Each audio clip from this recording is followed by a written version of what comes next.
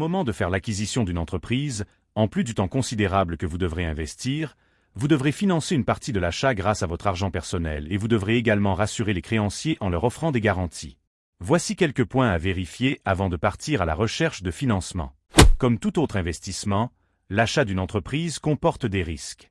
Il est nécessaire de bien évaluer le niveau de risque que vous êtes prêt à prendre et vous demander si vous êtes prêt à donner des garanties personnelles et même familiales pour réaliser votre projet d'acquérir une entreprise. Si vous n'êtes pas prêt à donner des garanties, il se peut que vos demandes de financement soient refusées ou que vous deviez payer un taux d'intérêt plus élevé. De combien de liquidités disposez-vous pour faire l'acquisition d'une entreprise?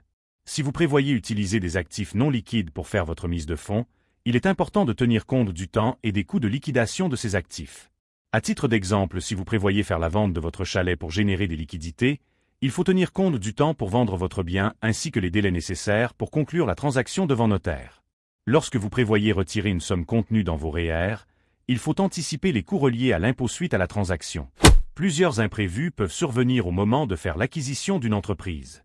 Coût de transaction plus élevé que prévu, baisse importante des ventes lors des premiers mois ou un bris d'un équipement.